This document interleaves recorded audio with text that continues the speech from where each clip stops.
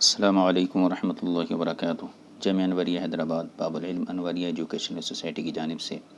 ابو داؤد شریف کی ریکارڈنگ کا سلسلہ جاری ہے۔ آج ہم جو ہے کتاب الصیام کا 19واں باب یعنی بابو وقتی فطر الصائمی، اس باب سے اپنے سبق کا آغاز کرتے ہیں اللہ کی توفیق سے۔ بابو وقتی فطر الصائمی، روزے دار کے افطار کرنے کا وقت، کس وقت روزدار جو ہے وہ افطار کرے گا۔ حدیث نمبر 2351، حدثنا احمد بن حنبل حدثنا وکیع حدثنا ہشام وحدثنا مسدس حدثنا عبد اللہ بن داود عن ہشام المعنى قال ہشام بن عروة عن ابیہ عن عاصم بن عمر عن ابیہ قال،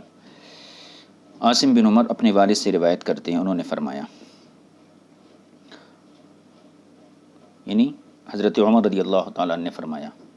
قال النبی صلی اللہ علیہ وسلم، حضور صلی اللہ علیہ وسلم نے ارشاد فرمایا، اذا جاء اللیل من ہا ہنا، جب اس طرف سے رات آ جائے، وذهب النہار من ہا ہنا، اور اس طرف سے دن رخصت ہو جائے۔ یہاں پر ہا ہنا دو مقام پہ آیا، اذا جاء اللیل من ہا ہنا، جب اس طرف سے رات آ جائے، تو یہاں پہلے ہا ہنا سے مراد مشرق کی طرف اشارہ ہے، یعنی جب مشرق کی طرف سے تاریکی آ جائے، اور دوسرے ہا ہنا کا اشارہ جو ہے مغرب کی جانب ہے، یعنی اذا جاء اللیل من ہا ہنا، اس کا مطلب یہ کریں گے جب مشرق کی جانب سے تاریکی آنے لگے، اور وذهب النہار من ہا ہنا، اور اس جانب سے یعنی مغرب کی جانب سے دن یعنی نہار جو ہے یہ چلا جائے، رخصت ہونے لگے، تو یہ وقت جو ہے افطار کرنے کا وقت ہے۔ تو حضور صلی اللہ علیہ وسلم نے گویا کہ دن جانے کے بعد اور یعنی سورج ڈوبنے کے بعد کو افطار کا وقت قرار دیا۔ زیادہ مسدس کی روایت میں یہ الفاظ زائد ہیں، وغابت الشمس فقد افطر الصائم، یہ مسدس کی روایت کے الفاظ ہیں، یعنی سورج غروب ہو جائے تو روزے دار افطاری کر لے۔ اب یہاں پر ہم نے جو یہاں ذکر کیا کہ یہاں ہا ہنا سے مراد جو ہے، پہلے ہا ہنا سے مراد مشرق کی طرف اشارہ ہے، اور دوسرے ہا ہنا سے جو ہے مغرب کی طرف اشارہ ہے۔ جیسے کہا جاتا ہے انجدا اذا اقام بنجد واتہما اذا اقام بتہامہ،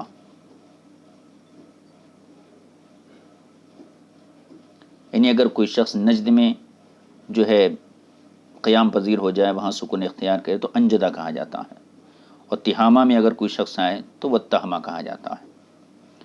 لہٰذا اس حدیث پاک کے اندر رسول پاک صلی اللہ علیہ وسلم کے روزدار کو، رسول پاک صلی اللہ علیہ وسلم نے روزے دار کو جو ہے یہ ترغیب دی ہے کہ افطار میں جلدی کرنی چاہیے، تعجیل کرنی چاہیے۔ اب یہاں پر جو افطرا کے الفاظ ہیں جو مسدس کی روایت میں ہیں، تو ایک تو یہ ہے کہ افطار کرنا، اور افطرا کے دوسرے معنی یہ بھی لیے گئے ہیں کہ یعنی اب وہ جو ہے مفطر یعنی روزہ افطار کرنے والے کے حکم میں ہو گیا، یعنی اب وہ روزے سے نہیں رہا، کیونکہ رات جو ہے یہ شرعی روزے کے لیے ظرف نہیں ہے۔ لیکن پہلا جو معنی ہے کہ یہاں اس سے مراد جو ہے افطار میں ترغیب دینا ہے، یہ معنی جو ہے یہ زیادہ راجح ہے، اور اس کا مقصد یہی ہے کہ حضور اکرم صلی اللہ علیہ وسلم نے روزداروں کو افطار کرنے کے اندر جو ہے تعجیل کی طرف ترغیب فرمائی ہے۔ دوسری حدیث دیکھیے، حدیث نمبر 2352،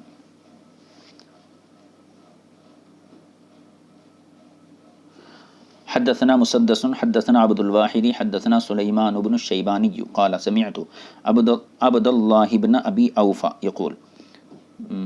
سلیمان شیبانی کہتے ہیں کہ میں نے عبداللہ بن ابی اوفا ان سے یقول فرماتے ہوئے سنا، سرنا مع رسول اللہ صلی اللہ علیہ وسلم وهو صائم،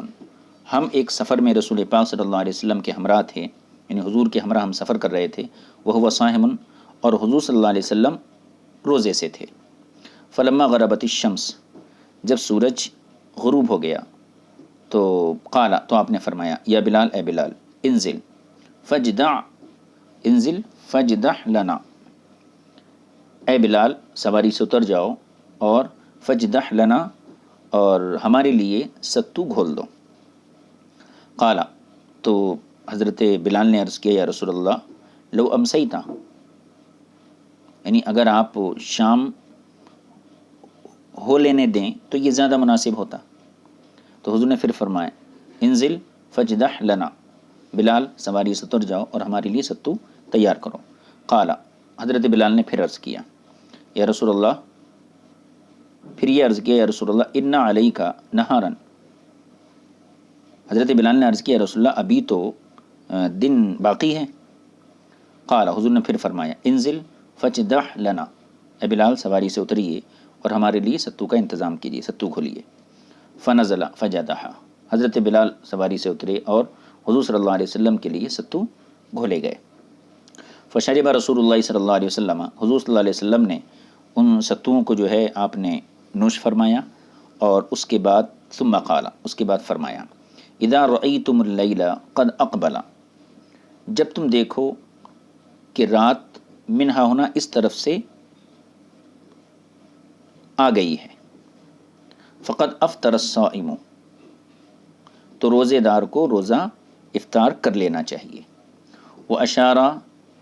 باصبعیہ قبل المشرقی،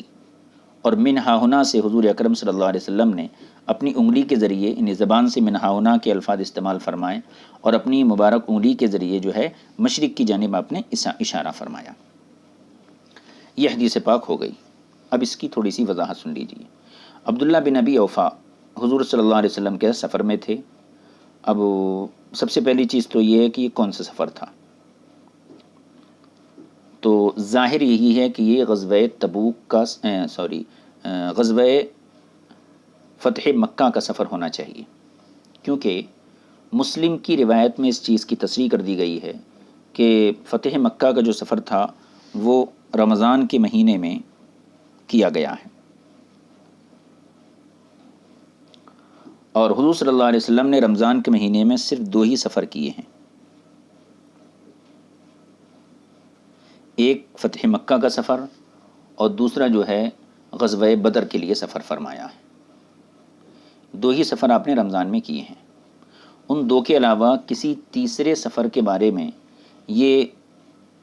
صراحت نہیں ملتی ہے کہ آپ نے رمضان میں کیا ہو، تو رمضان میں آپ نے 2 سفر کیے۔ اور دوسری چیز، اب ممکن ہے کہ یہ سفر جنگ بدر والا ہو، غزوہ بدر والا ہو یا فتح مکہ والا ہو۔ ہم نے یہ عرض کیا کہ ظاہر یہ ہے کہ یہ فتح مکہ کا سفر تھا۔ کیوں؟ اس لیے کہ پہلی چیز تو یہ ہے کہ یہ صراحت ہے کہ حضور صلی اللہ علیہ وسلم رمضان میں 2 ہی سفر کیے، غزوہ بدر کا یا فتح مکہ کا۔ اب دوسری چیز یہ ہے کہ عبداللہ ابن ابی اوفا جو اس حدیث میں حضور کے ساتھ اپنی صحبت کا تذکرہ کر رہے ہیں، یہ جنگ بدر میں شریک نہیں ہوئے تھے، تو اس کا مطلب یہ سفر غزوہ بدر کا نہیں تھا، لہٰذا یہ سفر جو ہے فتح مکہ کا ہی سفر ہونا چاہیے۔ بہرکیف حضور صلی اللہ علیہ وسلم اس وقت روزے سے تھے۔ اب جیسے ہی آفتاب ڈوبنے لگا، آفتاب غروب ہوا، فلما غربت الشمس، تو آپ نے حضرت بلال کو حکم دیا کہ سواری سے اترو اور ستو تیار کر لو۔ اس کے لیے حضور نے استعمال کیا اجدح لنا، یہ الفاظ آئے حدیث کے اندر۔ اجدح یہ اصل ستو کو پانی میں گھلنے کے لیے استعمال کیا جاتا ہے۔ جب حضور نے فرمایا کہ اترو اور ہمارے لیے ستو تیار کرو، اس پر حضرت بلال رضی اللہ تعالیٰ عنہ نے عرض کیا رسول اللہ اب لو امسی تھا، اگر آپ شام ہونے دیتے اچھی طریقے سے تو بہتر ہوتا۔ آپ نے پھر وہی جواب دیا کہ اترو اور ستو تیار کرو۔ پھر انہوں نے عرض کیا رسول اللہ ابھی دن باقی ہے، یعنی ان علیکا نہارن، بے شک یا رسول اللہ ابھی تو دن باقی ہے۔ تیسری مرتبہ جب حضور نے فرمایا تو پھر وہ اترے اور ستو کو تیار کیے۔ اب اس حدیث سے یہ معلوم ہوتا ہے کہ حضرت بلال کو سورج ڈوبنے کا یقین نہیں ہوا تھا، جبھی تو بار بار وہ حضور سے گزارش کر رہے تھے یا رسول اللہ شام ہو جانے دیجئے یا ابھی دن باقی ہے، تو حضرت بلال کو سورج ڈوبنے کا یعنی غروب شمس کا مکمل یقین نہیں ہوا تھا۔ اس کی ایک وجہ تو یہ بھی ہو سکتی ہے کہ ہو سکتا ہے موسم صاف نہ ہو،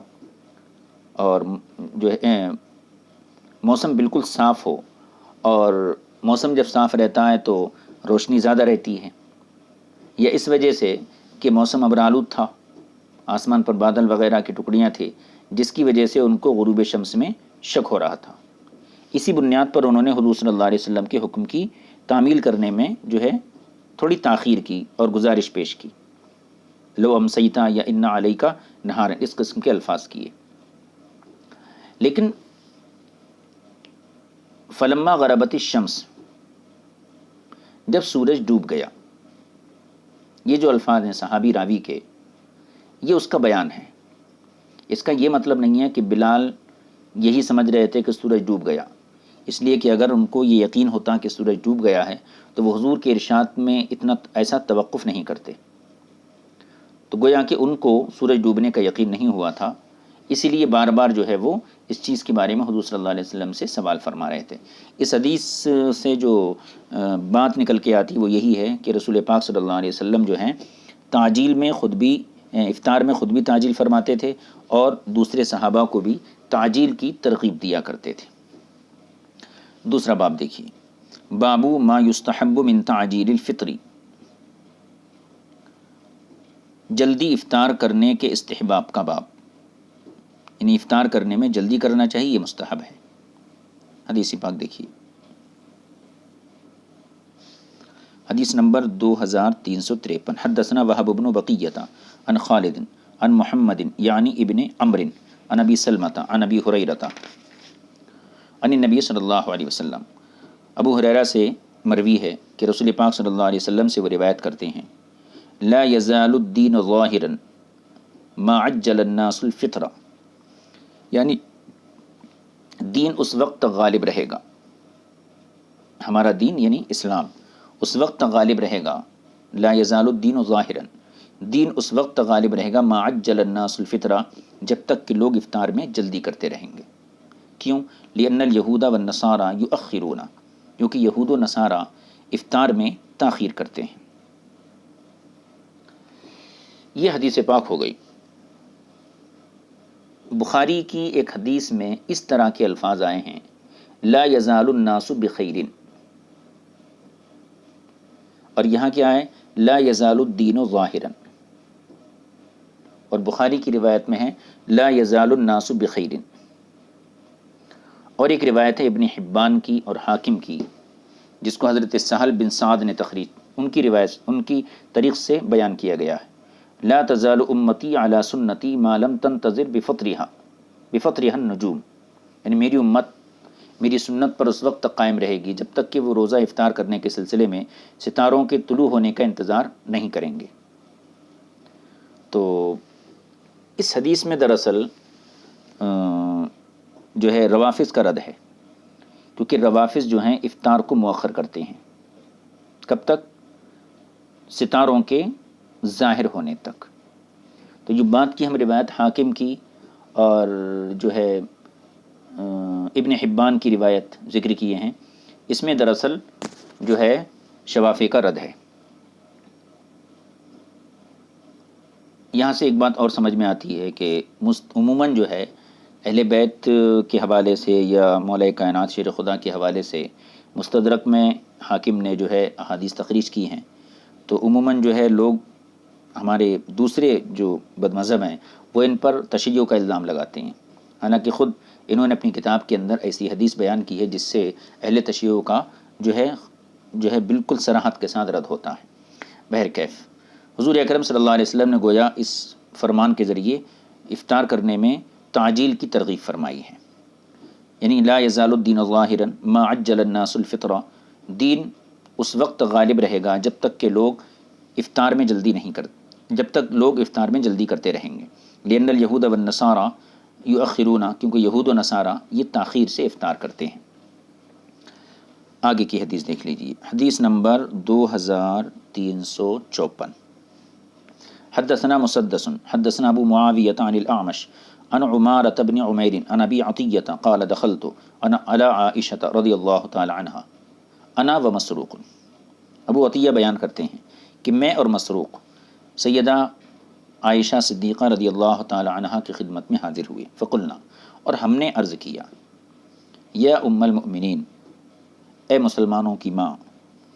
رجلان من اصحاب محمد صلی اللہ علیہ وسلم احدہما يعجل الافطار ويعجل الصلاة والآخر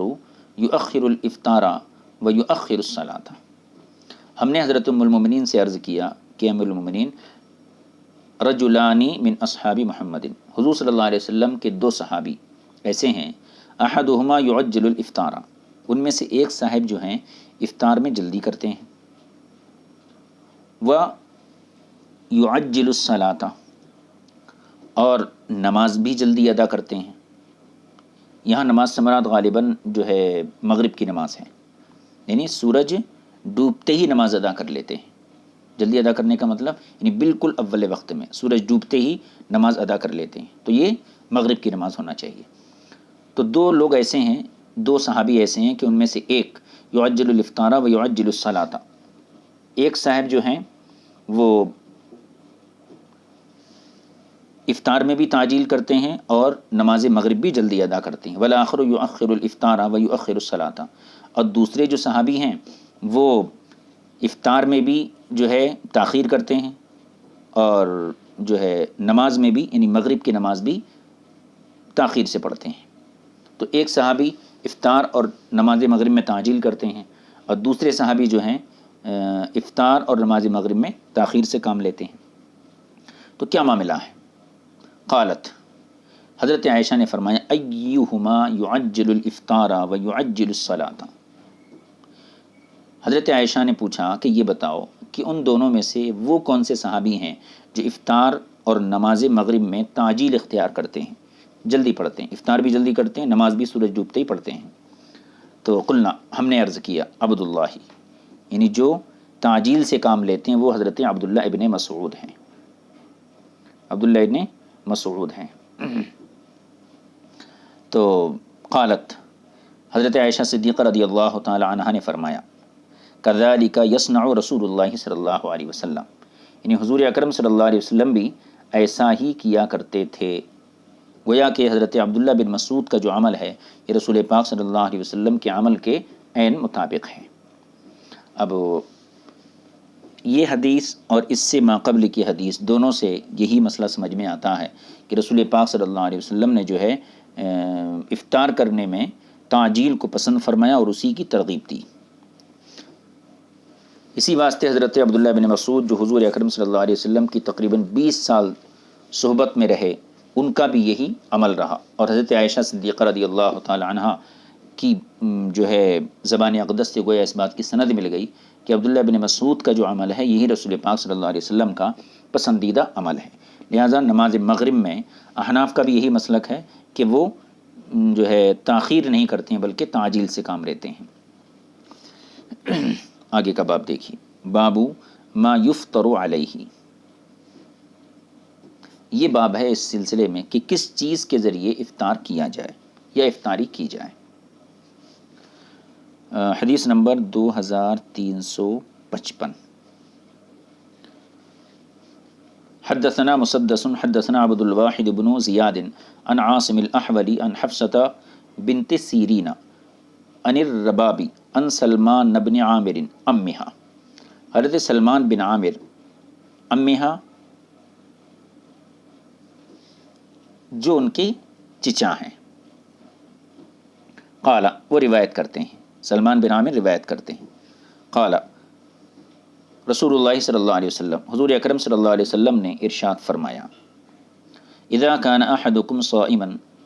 جب تم میں سے کوئی شخص روزے دار ہو، فلیفطر علی التمر، تو اسے چاہیے کہ کھجور کے ذریعے افطار کرے، فإن لم یجد التمر، اگر کھجور اسے میسر نہ ہو، یعنی اس کے پاس کھجور نہ ہو، تو پھر پانی کے ذریعے، فعلی الماء، تو پانی پر افطار کرے، فإن الماء طہور، کیونکہ پانی یہ پاک کرنے والا ہے۔ رسول پاک صلی اللہ تعالی علیہ وسلم نے گویا اس حدیث پاک کے اندر کھجور کے ذریعے روزہ افطار کرنے کی فضیلت کو ظاہر فرمایا۔ اب یہاں پر ایک چیز یہ ہے کہ حضور صلی اللہ علیہ وسلم نے جو ہے اذا کان احدکم صائما فلیفطر علی التمر، کھجور کو روزدار کے لیے افطار کی صورت میں کیوں پسند کیا، اس کی حکمت کیا ہے کہ اگر کھجور ہے تو اس سے افطار کرے، فَإِن لَّمْ يَجِدْ تَمْرًا، اور اگر کھجور اسے میسر نہ ہو فَعَلَى الْمَاءِ، تو ایسی صورت میں وہ پانی سے افطار کرے، فَإِنَّ الْمَاءَ طَهُورٌ، کیونکہ پانی پاک ہے اور پاک کرنے والا بھی ہے۔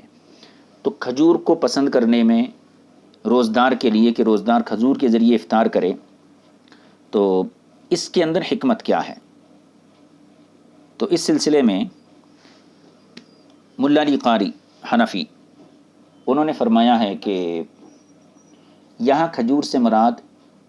تمر کا لفظ آیا ہے، اور ایک کھجور ہوتی ہے جس کو رطب کہتے ہیں،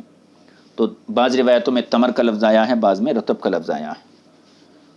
تو حضور اکرم صلی اللہ علیہ وسلم نے کھجور کے ذریعے افطار کرنے کی جو ترغیب دی اور جو حکم دیا، اس میں حکمت یہ ہے کہ ممکن ہے کہ حکمت یہ ہو کہ کھجور ایک تو میٹھی ہوتی ہے، اور میٹھی چیز اعضائے رئیسہ کی قوت کو، اعضائے رئیسہ کو جلدی قوت پہنچاتی ہے، کیونکہ سارا دن انسان بھوک اور پیاس سے دوچار رہتا ہے، اسے جو ہے قوت اور طاقت کی ضرورت ہوتی ہے، اور میٹھی چیز کے اندر یہ صلاحیت ہوتی ہے کہ انسان کے اعضائے رئیسہ کی طرف بہت تیزی سے توانائی کو منتقل کرتی ہے۔ اور دوسری بات، اس میں یہ بھی اس طرف بھی اشارہ ہے کہ حلاوت ایمان، ایمان کی مٹھاس کی طرف،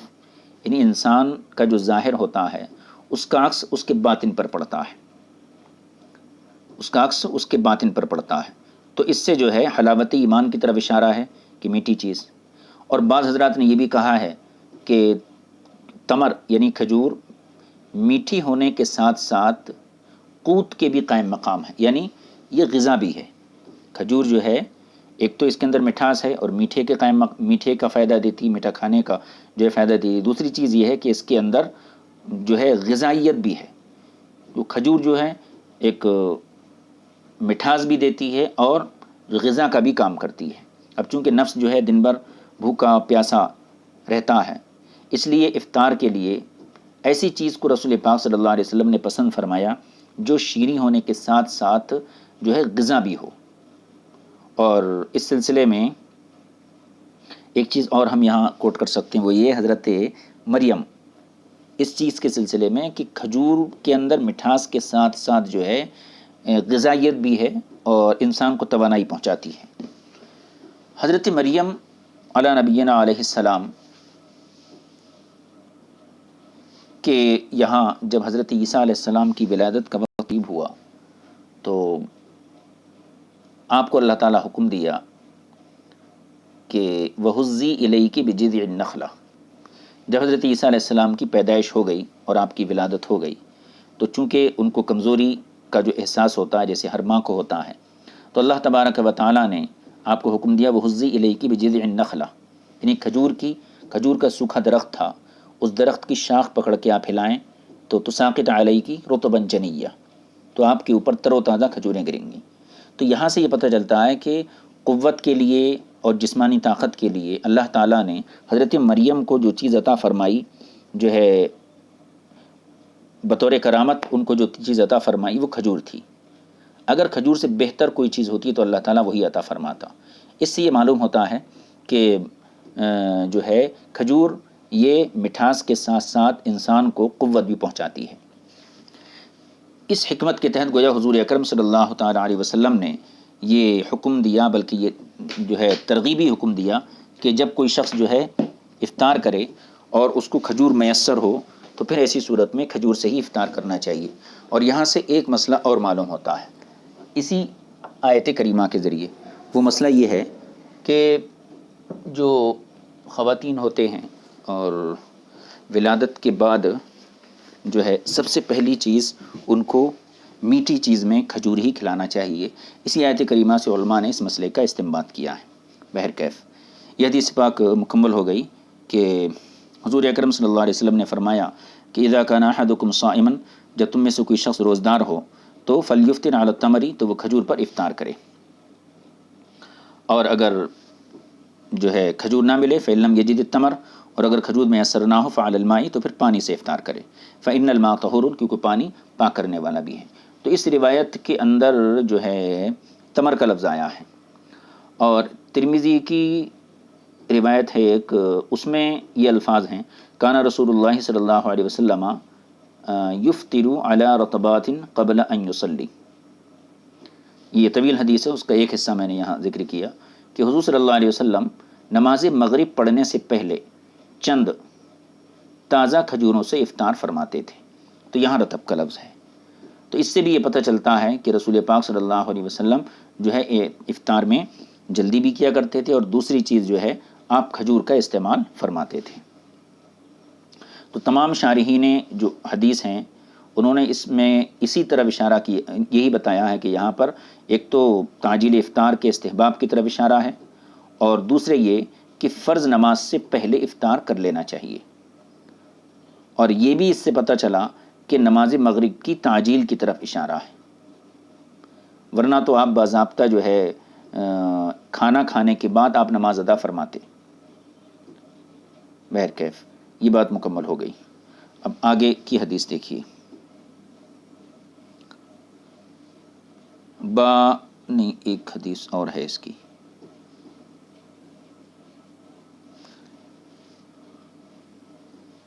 دوسری نیچے ایک حدیث ہے 2356 حدیث نمبر. حدثنا احمد بن حنبل حدثنا عبد الرزاق حدثنا جعفر بن سلیمان حدثنا ثابت البنانی انه سمع انس بن مالک یقول. ثابت بنانی نے انس بن مالک سے سنا، انه سمع یقول، انس بن مالک سے فرماتے ہوئے سنا، کانا رسول اللہ صلی اللہ علیہ وسلم یفطر علی رطبات قبل ان یصلی. یہ وہی روایت ہے جو اس کو جو ہے بخاری میں اور ترمذی میں اور اس کے علاوہ ابن ماجہ میں اور جو ہے حاکم نے اس کو جو ہے تخریج کیا ہے، وہی روایت ہے. حضور صلی اللہ علیہ وسلم کانا رسول اللہ صلی اللہ علیہ وسلم یفطر علی رطبات قبل ان یصلی، یعنی حضور صلی اللہ علیہ وسلم نماز مغرب ادا کرنے سے پہلے پہلے تازہ کھجوروں کے ذریعے افطار فرماتے تھے. فإن لم تکن رطبات، اور اگر آپ کے یہاں اس وقت تازہ کھجوریں موجود نہیں ہوتی تو پھر ایسی صورت میں فعلی تمرات، تو آپ خشک کھجوروں کے ذریعے افطار فرماتے تھے. فإن لم تکن حسا حسوات من ماء، اور اگر خشک کھجوریں بھی نہیں ہوتی تھیں تو پھر ایسی صورت میں آپ حسا حسوات من ماء، تو آپ پانی کے چند گھونٹ بھر لیتے، یعنی پانی کے ذریعے افطار فرماتے. یہ باب مکمل ہو گیا. اب آگے کا باب دیکھیے، باب نمبر 22، حدیث نمبر 2357. باب القول عند الافطاری، افطار کے وقت کیا پڑھنا چاہیے، اس چیز کا باب، افطار کے وقت کیا پڑھنا چاہیے. حدیث نمبر دیکھ لیجئے 2257. حدثنا عبد اللہ بن محمد بن یحییٰ ابو محمد حدثنا علی بن الحسن اخبرنی حسین بن واقد حدثنا مروان یعنی ابن سالم المقفع قال رأیت ابن عمر. اب یہ روایت کر رہے ہیں کون؟ مروان بن سالم مقفع، یہ روایت کرتے ہیں، کہتے ہیں رأیت ابن عمر، میں نے ابن عمر کو دیکھا، یقبض علی لحیتہ، کہ انہوں نے اپنی داڑھی کو مٹھی میں لیا ہوا ہے. یقبض علی لحیتہ، میں نے ابن عمر کو اس حال میں دیکھا کہ حضرت عبداللہ بن عمر اپنی داڑھی کو اپنی مٹھی میں لیے ہوئے ہیں. فیقطع ما زاد علی الکف، اور ایک مشت سے جو بال زائد ہیں اسے آپ نے کاٹ دیا، اسے آپ کاٹ دے رہے ہیں. اب یہ بیان کرنے کی کیا ضرورت تھی مروان بن سالم مقفع کو؟ یہ بیان کرنے کا مقصد ان کا یہ تھا گویا کہ وہ مروان بن سالم اس بات کی طرف اشارہ کر رہے ہیں کہ دیکھو یہ میرا مشاہدہ ہے کہ میں نے ابن عمر کو ایسا کرتے ہوئے دیکھا ہے. اور جو شخص حالت ایمان میں صحابی کو دیکھے تو وہ تابعی کہلاتا ہے. تو گویا انہوں نے حضرت ابن عمر کے اس عمل کو بیان کرنے سے اس طرف اشارہ کیا کہ دیکھو میں تابعی ہوں، تو اپنی تابعیت کی طرف انہوں نے اشارہ کیا. اس کے بعد اب حدیث بیان کرتے ہیں کہ میں نے ابن عمر کو اس حال میں دیکھا. اس کے بعد حدیث وقالا، اب ابن عمر کی روایت. وقالا، اور ابن عمر نے فرمایا کان رسول اللہ صلی اللہ علیہ وسلم اذا افطر، جب حضور اکرم صلی اللہ علیہ وسلم جو ہے افطار فرماتے تھے، قال تو آپ یہ فرماتے تھے، ذهب الظمأ یعنی پیاس ختم ہو گئی، وابتلت العروق اور رگیں تر ہو گئیں، وثبت الاجر اور اللہ نے چاہا، انشاءاللہ اللہ نے چاہا تو اجر ثابت ہو گیا۔ تو یہ الفاظ حضرت عبداللہ بن عمر نے رسول پاک صلی اللہ علیہ وسلم کے بیان فرمائے، جس کو جو ہے مروان بن سالم مقفع نے روایت کیا ہے۔ تو ایک دعا تو حضور سے یہ منقول ہے کہ افطار کرتے وقت یہ دعا پڑھنا چاہیے۔ اور اس کے بعد اور ایک حدیث پاک ہے، حدیث نمبر 2358۔ اس حدیث پاک کے اندر حدثنا مسدس حدثنا حشیم عن حسین عن معاذ بن زہرۃ انہ بلغہ ان النبی صلی اللہ علیہ وسلم۔ اب اس روایت کا مدار معاذ بن زہرہ کے اوپر ہے۔ معاذ بن زہرہ کہتے ہیں کہ ان تک یہ روایت پہنچی، انہ بلغہ، ان تک یہ روایت پہنچی ہے کہ ان نبی صلی اللہ علیہ وسلم کان اذا افطر، کہ حضور اکرم صلی اللہ علیہ وسلم جب افطار فرماتے تھے، قالا تو یہ فرماتے تھے، اللہم لک صمت وعلی رزقک افطرت، اے اللہ میں نے تیرے لیے روزہ رکھا اور تیرے ہی عطا کردہ رزق کے ذریعے میں افطار کر رہا ہوں۔ یہاں دو دعائیں ذکر کی گئیں، ایک معاذ بن زہرہ کے طریق سے اور دوسری دعا مروان بن سالم مقفع کے طریق سے۔ اس کے علاوہ جو ہے رسول پاک صلی اللہ علیہ وسلم کے ارشاد سے اس کے علاوہ یہ چیز بھی معلوم ہوئی، جیسے گزشتہ حدیث کے اندر گزرا کہ حضور صلی اللہ علیہ وسلم افطار میں تعجیل کرتے تھے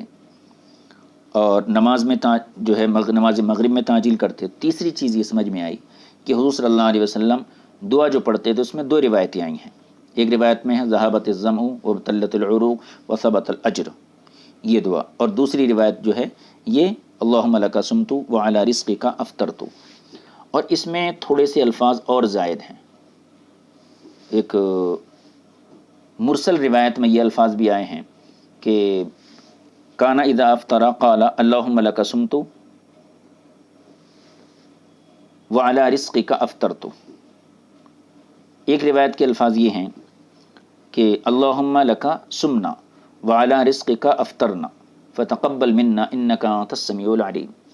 اور مزید ایک روایت یہ بھی ہے کہ وبک آمنت وعلیک توکلت، تو یہ الفاظ بھی اس میں آئے ہیں۔ تو مختلف قسم کے الفاظ اس میں آئے ہیں، لیکن جو عمومی طور پہ معروف جو الفاظ ہیں وہ اللہم لک صمت وبک آمنت وعلی رزقک افطرت، اسی کو ہمارے فقہا نے راجح قرار دیا ہے۔ اب یہ مسئلہ ہے کہ یہ دعائیں افطار کے بعد پڑھی جائیں گی، یعنی کھجور کھانے کے بعد یا پانی کا قطرہ پینے کے بعد یا اس سے پہلے۔ تو ان الفاظ پر اگر غور کیا جائے تو یہی معلوم ہوتا ہے کہ پہلے افطار کیا جائے گا چونکہ تعجیل مقصود ہے، اور اگر پہلے دعا پڑھتے ہیں اور بعد میں افطار کرتے ہیں تو تعجیل یہ مفقود ہو جائے گی۔